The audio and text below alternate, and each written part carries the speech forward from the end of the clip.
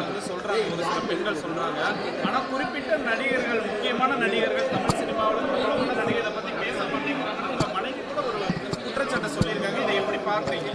முதலாவது ஹேமா கமிட்டி வந்து 2017 வந்து சிஎம்கிட்ட சொல்லி ஒரு கமிட்டி ஃபார்ம் பண்ணி ரிட்டையர்ட் ஜட்ஜ் ஹேமா கமிட்டியில் வந்து போட்டிருக்காங்க. இல்லை சாரதா உறுப்பினர், பிரின்சிபல் செக்ரட்டரி, ஒரு சீனியர் பிரின்சிபல் செக்ரட்டரி ரிட்டையர்டை வச்சு ஒரு கமிட்டி போட்டு அந்த கமிட்டி வந்து ஆராய்ந்து அந்த பெண்களுக்கு வந்து உள்ள பாதிப்புகளெல்லாம் ஆராய வேண்டும் என்ற அடிப்படையில் அந்த ஹேமா கமிட்டி உருவாக்கப்பட்டிருக்கிறார். அதில் வந்து கடுமையாக அவங்க வந்து ரொம்ப சிரத்தையை எடுத்துக்கிட்டு என்னென்ன பிரச்சனை இந்த கலை உலகத்தில், அதாவது முக்கியமாக இது வந்து ஃபிலிம் இண்டஸ்ட்ரி சம்மந்தப்பட்ட பெண்களுக்கான பிரச்சனையை வந்து பார்ப்பதற்காகவே முதல் முறையாக இந்தியாவிலேயே ஒரு கமிட்டி ஃபார்ம் பண்ணியிருக்காங்கன்னா இது வந்து ஹேமா கமிட்டி மட்டும்தான். அதுவும் பினராயி விஜயன் அவர்கள் இந்த கமிட்டியை வந்து ஃபார்ம் பண்ணுறதுக்கு உத்தரவு கொடுத்து அவங்க வந்து டெலிபரேஷன் வந்து ரொம்ப நாளாக டெலிபரேட் பண்ணி 2019 ரிப்போர்ட்டை சப்மிட் பண்ணியிருக்காங்க. அதில் உள்ள கோரிக்கைகள் என்ன என்று சொன்னால், ஒன்று வந்து பேசிக் கம்யூனிட்டிஸ் இல்லாமல் சுகாதார சீர்கேடாக இருக்குதுன்னு சொல்லியிருக்காங்க. முதல்ல அவங்க சொல்கிறது, எங்கள் ஒர்க் பண்ணுற இடத்துல ஒர்க்கிங் அட்மாஸ்பியர் சரியில்லை, எங்களுக்கு வந்து ஒரு டாய்லெட் வசதி இல்லை, இதை வந்து சொல்லியிருக்காங்க. அதுக்கப்புறம் வந்து அவங்களுக்கு வந்து பல பிரச்சனைகள் இருக்குது, செக்ஷுவல் ஹராஸ்மெண்ட்டை பற்றி சொல்லியிருக்காங்க. ஸோ இதெல்லாம் வந்து நடந்திருக்கிறத பற்றி அவங்க வந்து அவங்களுடைய இன் கேமரா அவங்க வந்து எல்லாருக்கும் எதிரையும் அவங்க சொல்ல முடியாது. இன் கேமரா வந்து அவங்க வந்து எல்லோரும் சொல்லியிருக்காங்க. சில ரொம்ப பர்சனலாக இருந்துச்சுன்னா நேரடியாக வந்து தனிப்பட்ட முறையில் தனிநபரோடு உட்காந்து ஹேமா கமிட்டியில் அவங்களாம் உட்காந்து கேட்டிருக்காங்க. அதன் அடிப்படையில் அவங்க என்ன சொல்கிறாங்கன்னா, அது வந்து யாரையும் வந்து ஷேம் பண்ணுறதுக்கோ யாரையும் வந்து அவதூறு சொல்வதற்கோ அவங்க எந்த விதத்தையும் பேரை மென்ஷன் பண்ணி அவங்க ஒன்றும் சொல்லலை. இந்த மாதிரி நடைபெறுவது உறுதியாக இருக்கிறது. there is sexual harassment, amenities இல்லை, டாய்லெட் வசதி இல்லை, பெண்களுக்கு உபத்துவாரம் இருக்குது, கேமரா வைக்கிற அளவுக்குலாம் இருக்குன்றது அந்த கமிட்டியிலே சொல்கிறாங்க. இது மனைவி சொன்னதும் புதுசாக சொல்ல, அந்த கேமரா அது என்ன சொல்கிறாங்கன்னா, ஒரு தனி அறையில் போய்ட்டு வந்து அவங்க வந்து ட்ரெஸ்ஸை மாற்றிக்கோங்கன்னு சொன்னால் அங்கே கேமரா இருக்குமோன்ற அச்சம் வந்துவிடும் என்பது 38வது சரத்தில் இருக்குது அந்த கமிட்டியில். நான் பார்த்தேன், 38 80 படித்தேன். அப்படி இருக்கும்போது இந்த ஃபியர்ஸ்லாம் இருக்குது அப்படின்னோடனே இதை எப்படி தவிர்ப்பது என்பதை சுட்டிக்காட்டி அதை நிவர்த்தி செய்ய வேண்டும் என்று அரசாங்கத்துக்கு சொல்லியிருக்காங்க. இதுதான் அந்த கமிட்டியில் உள்ள சாராம்சம். அப்புறம் இதில் வந்து கேரள நடிகர்கள்லாம் வந்து இன்வால்வ் ஆகிருக்காங்கன்னு சொல்லி எஃப்ஐஆர் போட்டிருக்காங்கன்னா அது அவங்க தவறு செய்தார்களா இல்லையா என்பதை நிரூபிக்க வேண்டியது நமக்கு கடமை. ஆனால் நான் பொதுவாக எல்லாரையும் பற்றி சொல்ல முடியாது. என்னை பொறுத்த வரைக்கும் இப்போ வந்து நாட் ஒன்லி ஃபிலிம் இண்டஸ்ட்ரி, பெண் காவலர்கள் அவங்களையும் வந்து பல தரப்பு குற்றச்சாட்டுகள் வந்திருக்கு. பல இடங்கள் இப்போ வந்து நிர்பயா கொலை இருக்கட்டும், இப்போ கல்கட்டாவில் நடந்த சம்பவமாக இருக்கட்டும், இது எல்லா இடத்துலையும் டாக்டரோட சம்பவம் எல்லாமே ஏதோ ஒரு விதத்தில் ஏதோ ஒரு வந்து சூழ்நிலையில் இதெல்லாம் நடக்குது. அது காரணம் என்னன்னு சொன்னால், எனக்கு வந்து எம்ஜிஆரின் பாடல் தான் வரிகள் ஞாபகம் வருது. ஒன்று தான், எந்த குழந்தையும் நல்ல குழந்தை தான் மண்ணில் பிறக்கையிலே, அது நல்லவனாகவும் தீவனாகவும் அன்னை வளர்க்கையில்.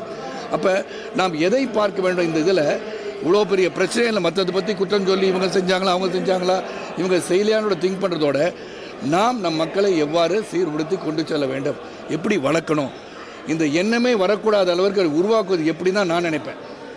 நடப்பது பல இடங்களில் எல்லா பகுதியிலும் பிரச்சனைகள் ஐடி செக்டரில் இல்லையா, பேங்கிங் செக்டரில் இல்லையா, இதெல்லாம் சொல்லிகிட்டே போனால் அப்புறம் அங்கே இருக்குன்னு சொல்லி உங்கள் இதில் இல்லையா, எங்கெங்கே நடக்குதோ சொல்கிறதுக்கு தைரியம் இல்லை. சில பேர் கேட்குறாங்க, இப்போ வந்து சொல்கிறாங்களே இவங்களுக்கு ஏன் அப்போ சொல்லக்கூடாதான்னு. இப்போ கூட நாங்கள் மனைவி சொன்னதுக்கே கேள்வி கேட்குறாங்க.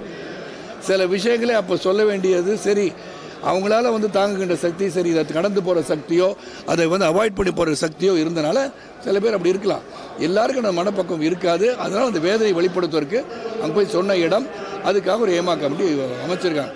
என்னை பொறுத்த வரைக்கும் நாம் பெண்களை மதிக்க கற்றுக்கணும், தாயை மதிக்க கற்றுக்குவோம் தான் பெண்ணை மதிக்க கற்றுக்குவோம். அதனால் அந்த பெண்களை மதிப்போம், அதுக்கு பாதுகாப்பு அளிப்பது மிக மிக அவசியம். பாரத பிரதமர் நரேந்திர மோடி அவர்கள் சிறப்பாக சொல்லியிருக்காங்க. அதாவது பாலியல் வந்து குற்றச்சாட்டுகள் நடைபெறுது, பெண்களுக்கு எதிராக குழந்தைகளுக்கு எதிராக நடைபெறுவது வேதனையாக இருக்குது, கடுமையான தண்டனை. ஸோ அந்த ஒன்று தான் எனக்கு முக்கியம். இவர்கள் தவறு செய்பவர்கள் யாராக இருந்தாலும் கடுமையான தண்டனை என்று இருக்கிறது என்று சொன்னால் அப்போ தான் இது வந்து திருந்த முடியும், அப்போ தான் எல்லாம் தவறு செய்ய முடியும். பிக் பாஸ் நடிகை கூட ஒரு கம்ப்ளைண்ட் உங்கள்கிட்ட வந்து சொல்லும்போது நீங்கள் அதை ஏற்றுக்கல, உன்னை யார் கம்ப்ளைண்ட் கொடுக்க சொன்னா அப்படின்னு சொல்லி யார் ஏன்ட்டியா பிக் பாஸே நான் சரியாக பார்க்குறதில்ல பாஸ், மன்னிக்கணும். அது பிக் பாஸில் வந்து சொன்னவங்க என்கிட்ட வந்து சொன்னதாக எனக்கு தெரியல.